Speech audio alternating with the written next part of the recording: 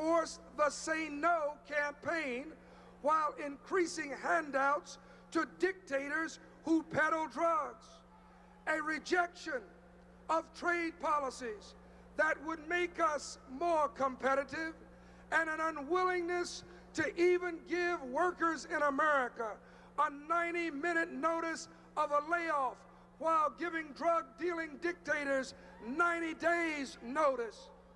We Americans can no longer afford to live from week to week on borrowed money and borrowed time. It's time for America once again to take charge of its economic future. It's time for a new balance in our policy on revenue and spending, to stop taking from the needy and giving to the greedy. It's time to change direction, to change those who are entrusted to balance the national checkbook. We come together tonight to present our party's platform, a statement of fundamental principles, our goals for the future, a strong commitment to fiscal responsibility and budgetary discipline, a willingness to invest in our future with a focus on children, housing, health care, education, and the environment, a spirit of compassion and community rather than privilege and power, a belief that prudent management can extend our resources and improve our national security, a knowledge that high standards and high goals are the first steps to accomplish both great and small, and a demand for economic opportunity and social justice regardless of background or ethnic origin. We Democrats know that we must have a balance between our needs and our revenues, and if we cannot afford to pay for what we wish, then we cannot have it. We Democrats know that George Bush, with his flexible freeze or fiscal folly, will only give us more of the same policies of debt accumulation while claiming that taxes are the issue for 1988. George Bush called that voodoo economics in 1980. And my brothers and sisters, it's still voodoo economics in 1988. This year, we Democrats are saying veto the voodoo. This administration has raised $454 billion in taxes on the American taxpayers, never balanced a budget, and more than double the national debt. Then they say government is the problem. Well, who led the government? Who signed the legislation? And who submitted the budgets? To restore economic justice for all Americans, we must ensure steady, balanced economic growth, tight budgetary discipline, wise investment in human resources, strong management of spending, and leadership that will not tolerate corruption.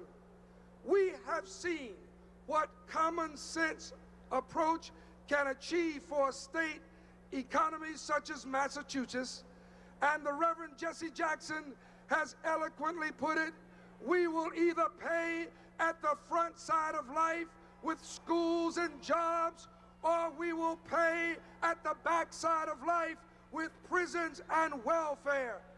You don't need a PhD in economics to know that the backside is always more expensive. For the past 4 years, as the chairman of the House Budget Committee, I've had the job of saying no to the Reagan-Bush deficits, no to their misplaced priorities, and no to their fiscal sleight of hand. This year, that is the responsibility of all of us. When the Republicans ask you, my fellow Americans, to fall for that same old con game, just say no. Fellow Americans, we can do it. United, we can solve our problems and ensure economic growth for the long term and for our children.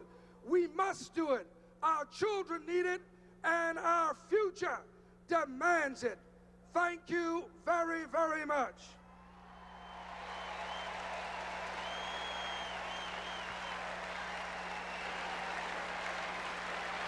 Let me introduce to you a distinguished member of the United States Senate. He was first elected in 1972, re-elected by large majorities. He has served on the Armed Services Committee since coming to the United States Senate. He became its chairman in 1987. May I bring to you a distinguished spokesperson on national defense and foreign policy, the distinguished senator from the great state of Georgia, Sam Nunn.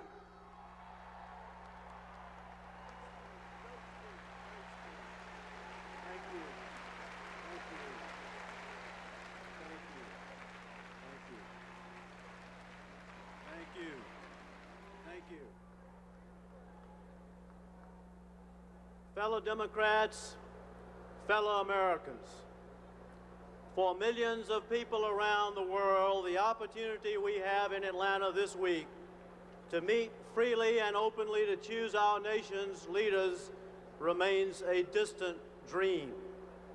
To those who can only dream of freedom, to those who rely on our strength and our purpose to keep the peace, protect democracy, and promote human rights, and most of all, our children, America has an enduring obligation.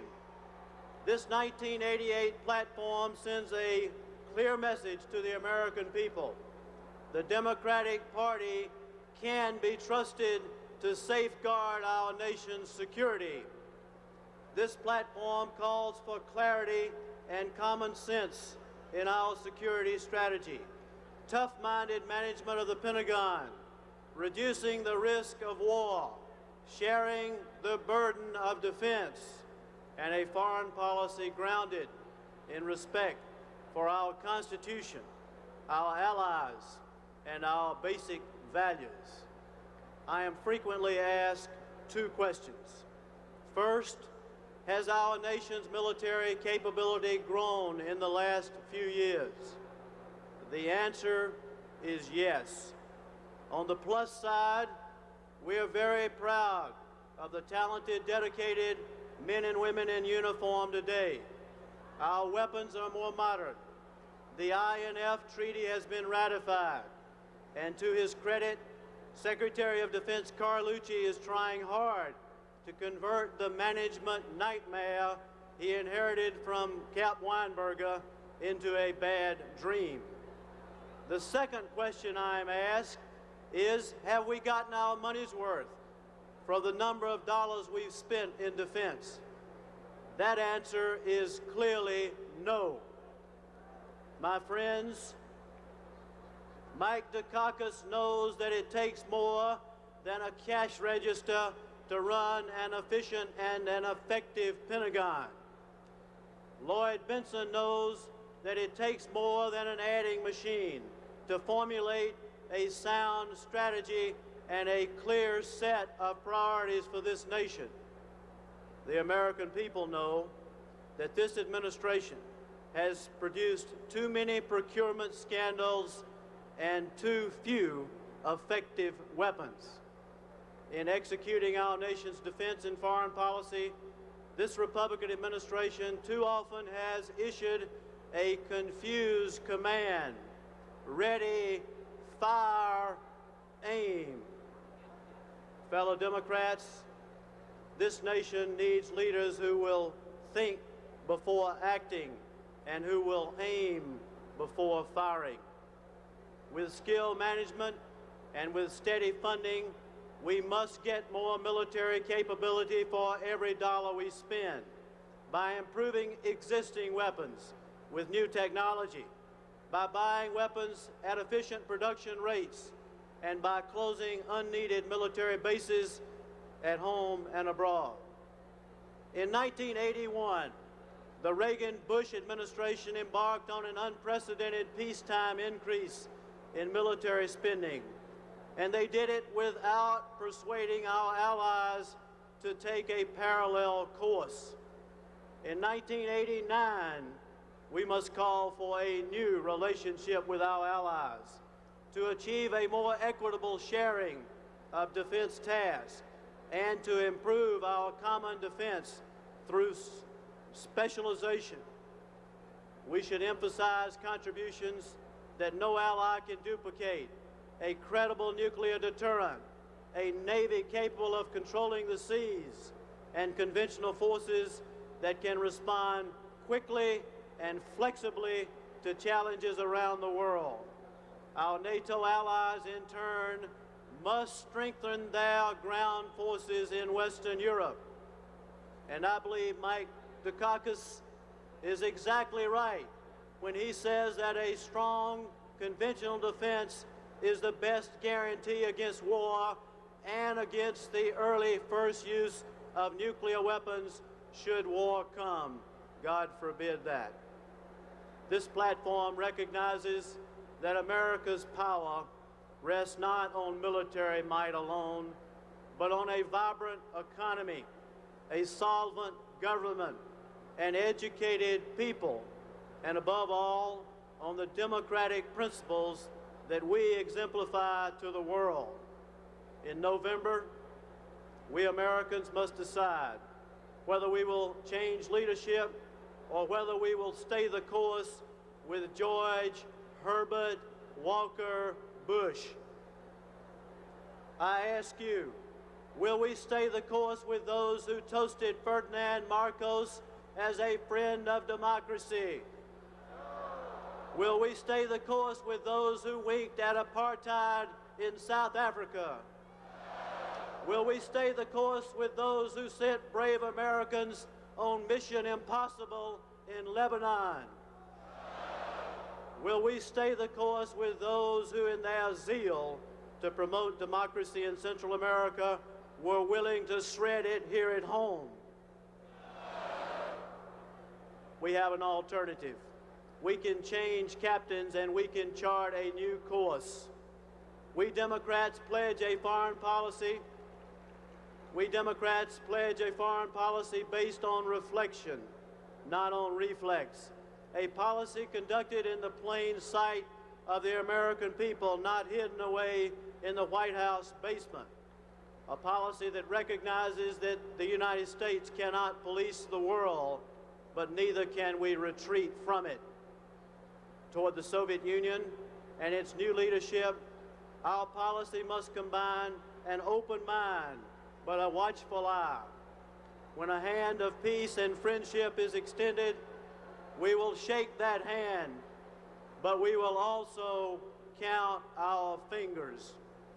The acid test of Soviet intentions is not words, but deeds. Will they remove their offensive threat in Europe? Will they fulfill their commitment to basic human rights? Will they fully comply with existing arms control agreements? And will they cooperate in diffusing conflicts throughout the world? The next 4 years are fraught with unprecedented opportunities for peace, but also with continued danger of war.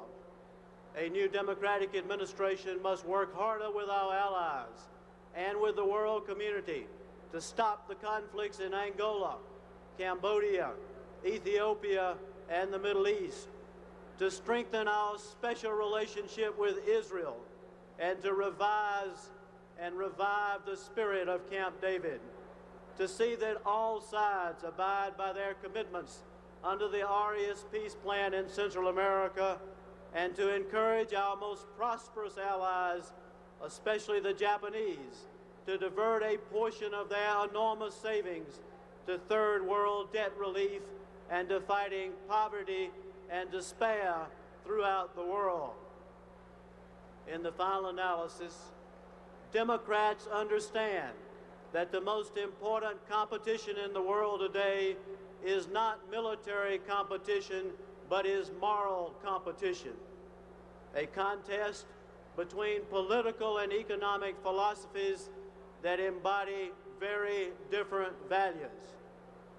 My friends and fellow delegates, under the strong and skillful leadership of Mike Dukakis and Lloyd Bentsen, this is a contest that we will win.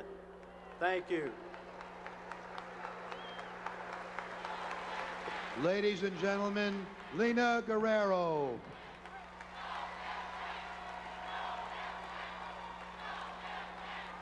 Buenas noches. When I grow up, I want to be just like Ann Richards, only darker.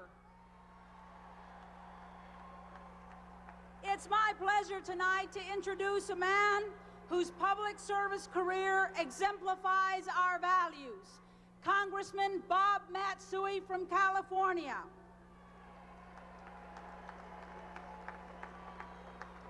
He spent his career in the early time of his life in detention camps for Japanese Americans, but today he's fighting in the Congress for all of us. His service has many dimensions. He's a great leader, but he is dedicated to a party, as we all are, of new ideas. Ladies and gentlemen, Congressman Bob Matsui. Thank you. California. Thank you. You heard from a number of great Americans this evening talking about our great Democratic platform. This platform is dedicated to our children. I have a son, 16 years old, and you have children and grandchildren. This is a document of the future of America, and it gives me a great deal of pleasure to move the adoption of the Democratic platform of 1988 as amended. Thank you. Thank you, Bob. Thank you. You have heard the motion. You have voted for the substitute to the platform. The motion now is, will we adopt the platform of the Democratic Party for 1988 as amended? All in favor, say aye. If there are those opposed, say no. The ayes have it, and the platform as amended is adopted.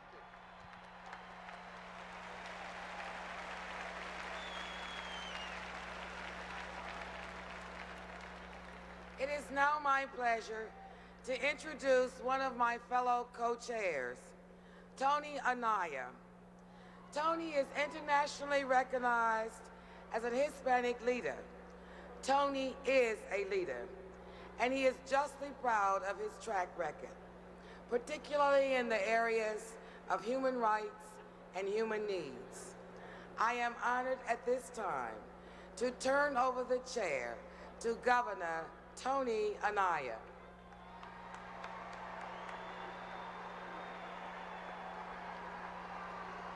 Thank you, Lottie. Las manos de los trabajadores en los campos de lechuga y las manos de los trabajadores en los campos de algodón son las manos que pueden elegir el siguiente presidente de los Estados Unidos. Fellow Democrats, the hands that pick the lettuce, the hands that pick the cotton, are the hands that can pick the next president of the United States.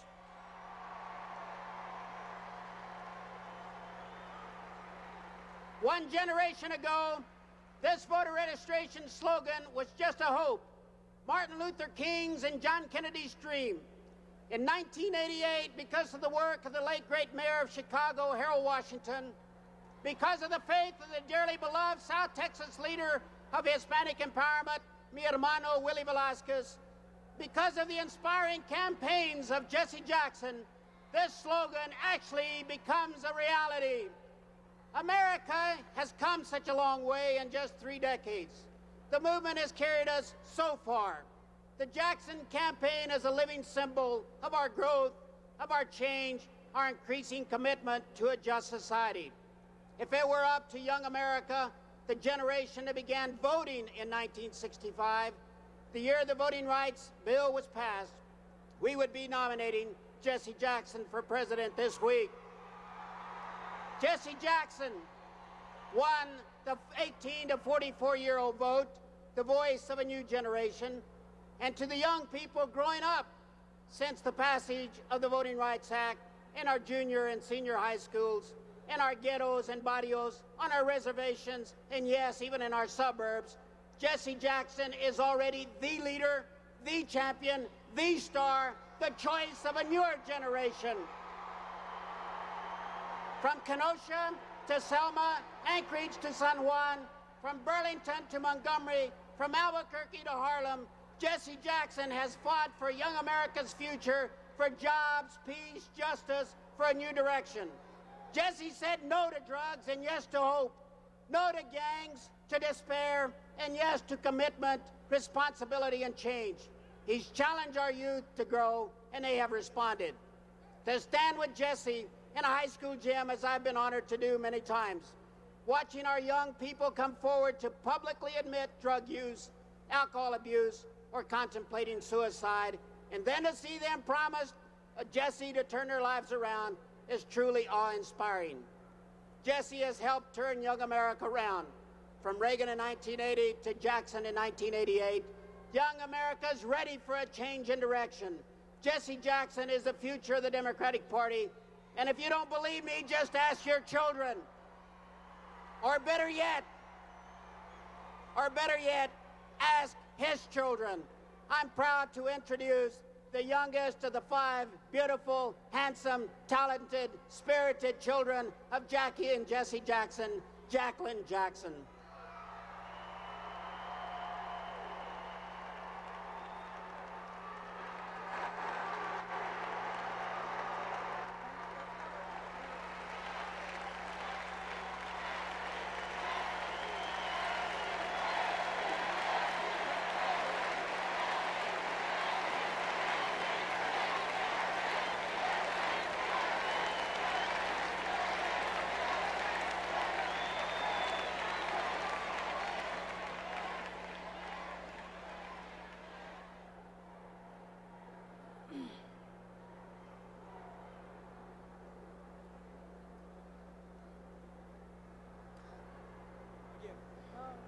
Hi, my name is Jacqueline Jackson. I am 12 years old and in the 8th grade. I dance to the tunes of Michael Jackson. I walk in picket lines and march for education, to stop drugs, and to free Mandela with Jesse Jackson. If I could vote, I'd vote for my dad. He has made a difference. Thank you.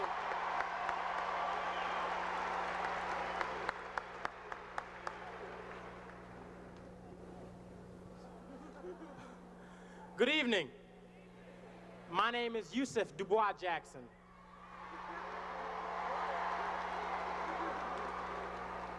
This coming fall, I enter the University of Virginia. For high school and college students across this land, my father has been a symbol of hope. Many students in this country have lost their sense of direction and have ventured down the path of despair.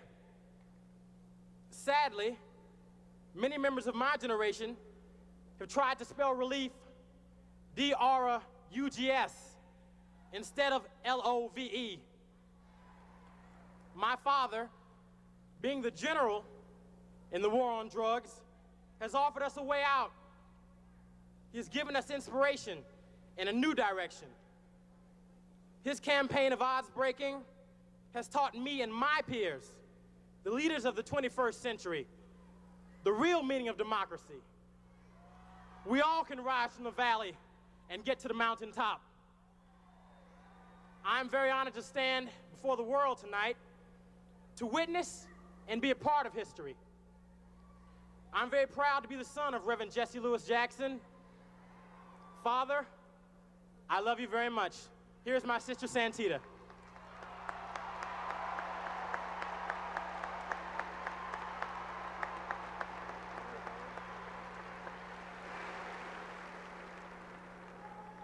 Good evening. My name is Santita Jackson. I now work in Washington, D.C., up on Capitol Hill. I have come to appreciate the fact that the decisions made in Washington impact upon every single corner of the earth. It is exhilarating. but also humbling. For the whole world is counting on us as Americans to select leadership that is strong yet compassionate, forceful yet caring, leadership that can inspire trust and confidence and pride, leadership that measures success by how many people we serve, not by how many millionaires we create.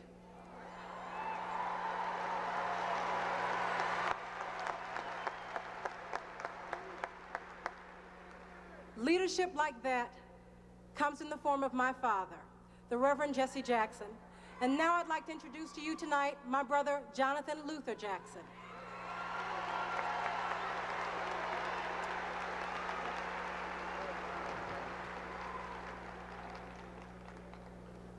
Mom and Dad, I give you very special thanks for having given us, your children, this opportunity to represent you this evening before the world.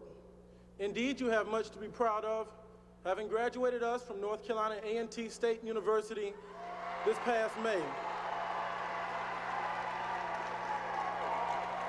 I thank you for having given us the proper incubation in our home to let us personally, spiritually, and most importantly, socially grow so that we can indeed show our love to our fellow man, to our nation, and throughout the greater world's community.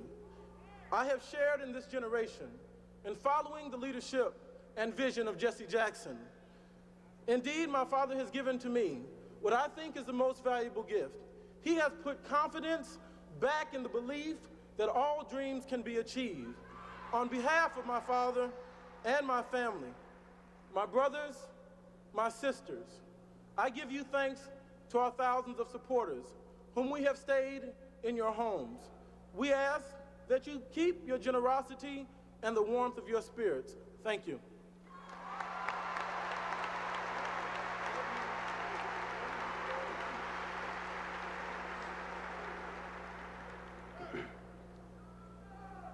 I have the pleasure of introducing to some and presenting to others my parents, Reverend and Mrs. Jesse Jackson. To many, he is a hero. To us, he is also our father. Our father has taught us well. From him, we have learned that when confronted with challenge and controversy, we must stand up for the things that we believe in, because in the final analysis, truth will always prevail. And if we do our best, God will do the rest. My father has taught us to see. My mother, through her love, strength, and joy, helped us to dream. It is because of these lessons that each day I'm reminded of the words of the late Dr. Benjamin Elijah Mays. It must be borne in mind that the tragedy of life does not lie in reaching your goal. The tragedy lies in having no goal to reach. It isn't a calamity to die with dreams unfulfilled, but it is a calamity not to dream. It's not a disaster to be unable to capture your ideal, but it is a disaster to have no ideal to capture. It is not a disgrace to reach for the stars, but it is a disgrace to have no stars to reach for. Not failure, but low aim is the sin. My generation was born out of the generation that had the courage to dream and the will to fight to make their dreams come true. Growing up with my parents, we understand the struggles, the victories of the last generation, the sacrifices made by so many, by John Lewis and Hosea Williams at the Edmund Pettus Bridge, by Muhammad Ali and Julian Bond for their conscientious objection of the Vietnam War.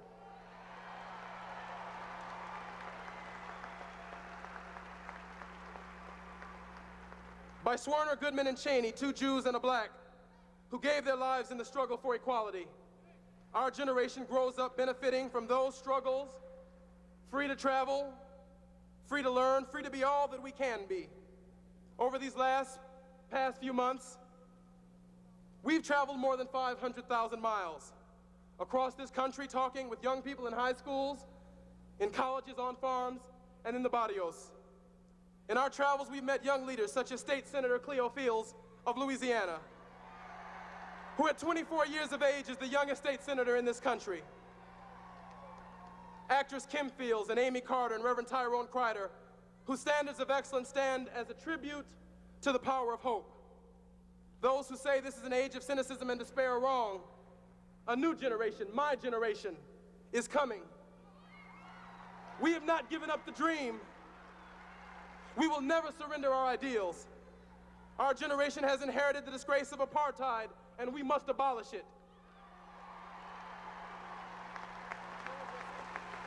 We've inherited the disgrace of homelessness. We must eliminate it. And most of all, we've inherited the horror of drugs. We must end it. This generation is prepared to act. We will stand up to the moral challenge of our day for economic justice at home and peace abroad. The legacy of this day will live forever. And I have the honor of saying I'm sure that the children in the King family are proud to be kings. And I'm sure that the children in the Kennedy family are proud to be Kennedys. But we, the children of Jesse and Jacqueline Jackson, are proud to be Jacksons.